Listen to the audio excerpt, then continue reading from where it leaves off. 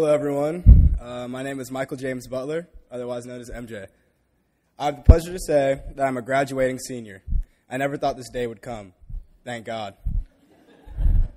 It has been quite the journey to get here, and I would like to give a huge thank you to my lovely, amazing, magnificent parents, Brian and Kathy. They have always been here for me through my triumphs and my tragedies, and I could never be so proud to say that I have the best parents ever. Love you guys.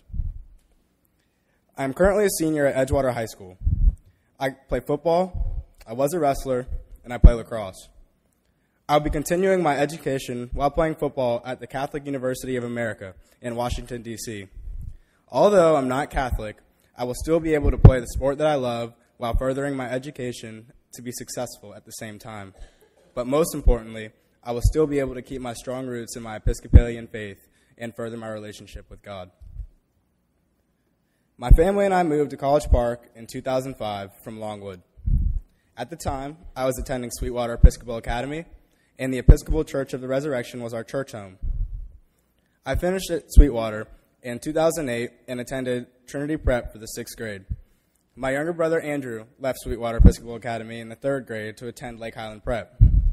Eventually, after a year or two of driving to and from Longwood every day, except Saturday, Mom and Dad's day off, for school and church, my parents decided to come here to St. Michael's. I am glad that they made that decision. Before St. Michael's, I knew I believed in God, but I was never really able to fully understand my relationship with Him. I attended Sunday school and went to the main services with my parents, but I was still not sure how to make God personal to me. St. Michael's has made it possible for me to strengthen my relationship in Christ from the first time I showed up at an EYC meeting. I knew that Mike Beam would make it possible to get in touch with God in a fun and relatable way. There's no better way to strengthen one's relationship than attending one of our simple EYC meetings on Sunday nights or feeding the homeless at Fifth Tuesday.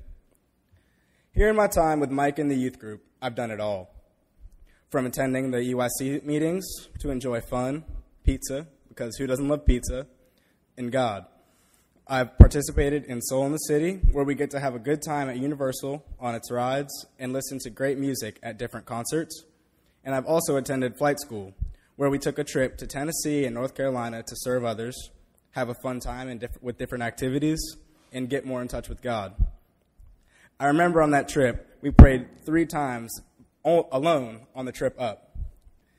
The first time we prayed was before we all departed St. Michael's. The second time, we were on the road. We asked that there would be no more wrong turns and poor navigating after Mike took the wrong exit driving through Atlanta. That put us a few hours behind schedule. Nevertheless, we arrived that night, and more importantly, all in one piece. We prayed after dinner before we went to sleep that night, thankful that Mike got us there safely and with no more wrong turns. I really think he wanted us to bond for a little while longer in that cramped van. While that was the most fun trip that I've been on with Mike and the youth group, the first Soul in the City trip that we went on, alongside a youth group from Hilton Head, South Carolina, had the most impact on me. That experience allowed me to grow in so many ways. But the most important were my maturity and my personal connection with God. Our trip to Universal during Soul in the City was fun, but it wasn't the highlight of my experience. I can honestly say that the community service projects that we took part in are the things that make me look back and say, I'm so glad that I had the opportunity to attend such an amazing event. On the first day of Soul in the City, we walked from here, this church at St. Michael's, to the old Lake Silver Elementary School to do what Mike likes to call pulling weeds for Jesus. Now, I'm not going to lie, it was hot and uncomfortable at times, but that did not take away from the good feeling that I got knowing that I was doing something good for our community.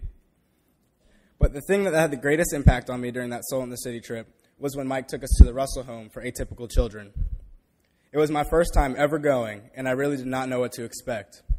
After we arrived, we were given a rundown of what the Russell Home was, its background information, and given a tour of the home.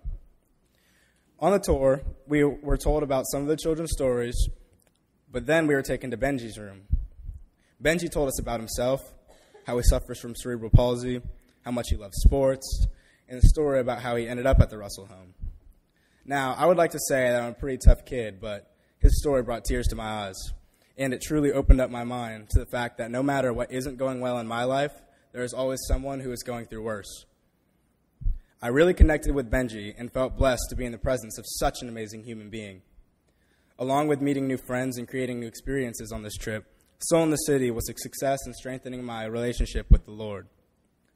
I went into the trip being a believer in Christ, only knowing that I knew I believed in him.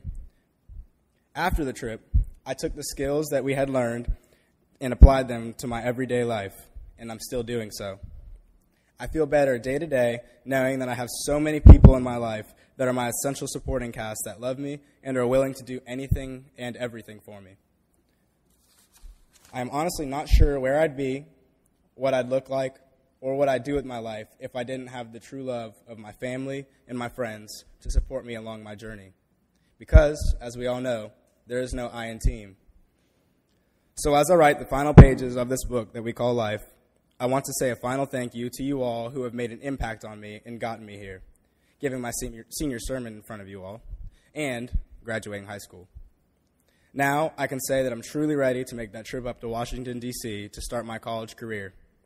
Mom, Dad, it's time to let the bird out of the nest to fly on and make a life of his own. But don't worry, Mom, I won't forget to call home. Thank you.